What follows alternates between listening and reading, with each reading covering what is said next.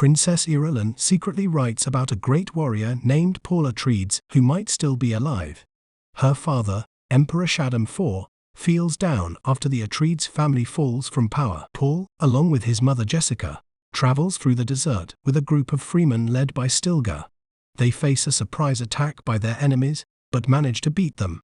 However, suspicions arise among the Fremen about Jessica and Paul. Stilgar tells Jessica that their spiritual leader is dying and pressures her to take her place by drinking a deadly poison. Miraculously, she survives and gains the memories of her ancestors.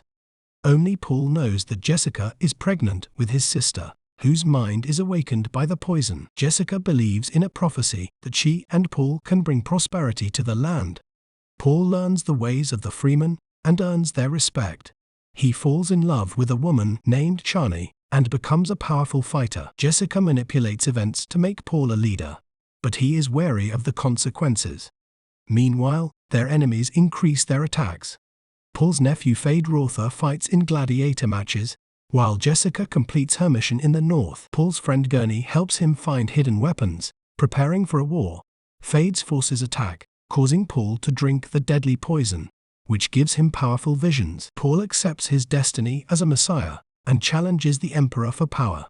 With the help of the Fremen, he defeats his enemies and becomes the new ruler. Paul marries Irulan, but Chani is heartbroken and leaves.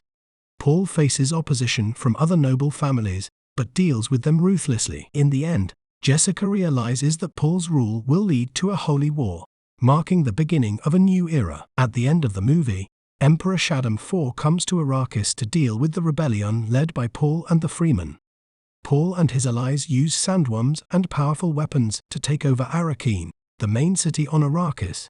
They exploit a natural wall of rocks, not a force field, to get through. In a change from the book, Paul's army is joined by devoted followers from the southern part of the planet.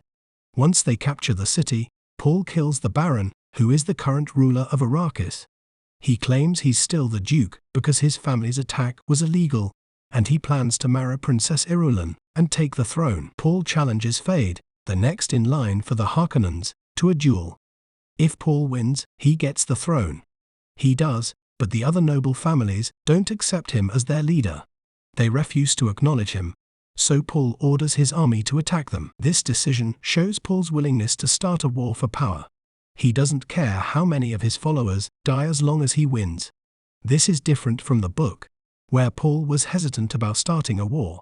In the end, Chani leaves Paul, hinting at events that will happen in the future. The movie sets up for a possible sequel, following the events of the second book, Dune Messiah. Director Denis Villeneuve confirmed he's working on it, which could lead to further changes in the story of House Atreides and Arrakis. Dune Part 2 is a cinematic marvel that truly elevates the movie-watching experience, especially when viewed on an IMAX screen. The stunning visuals and immersive sound design transport the audience into the heart of the Dune universe, creating a sense of awe and wonder that lasts throughout the film. One of the standout aspects of the movie is the meticulous cinematography, which captures the vast and otherworldly landscapes of Arrakis with breathtaking beauty. From sweeping desert vistas to intricate set designs, every frame of the film is a visual feast for the eyes. Hans Zimmer's musical score further enhances the immersive experience, enveloping the audience in a rich tapestry of sound that complements the on-screen action perfectly. The score not only sets the tone for each scene, but also adds layers of emotion and depth to the narrative, drawing viewers even further into the story. At the heart of Dune Part 2 are the performances of its lead actors, particularly Timothée Chalamet and Zendaya. Chalamet's portrayal of Paul Atreides is a masterclass in character development as he navigates the complexities of leadership, destiny, and personal identity with nuance and depth. Similarly, Zendaya brings a sense of strength and vulnerability to her role as Chani, Paul's love interest, creating a compelling dynamic between the two characters. The chemistry between Chalamet and Zendaya is palpable, infusing their scenes together with a sense of authenticity and emotional depth. Their on-screen romance feels genuine and heartfelt, adding an additional layer of complexity to the film's narrative. While Dune Part 2 excels in many areas, some viewers may find that the film's action sequences occasionally overshadow the story. However, this minor flaw does little to detract from the overall brilliance of the movie, which stands as a testament to the power of storytelling and visual storytelling in cinema. Dune Part 2 is a cinematic triumph that pushes the boundaries of the science fiction genre.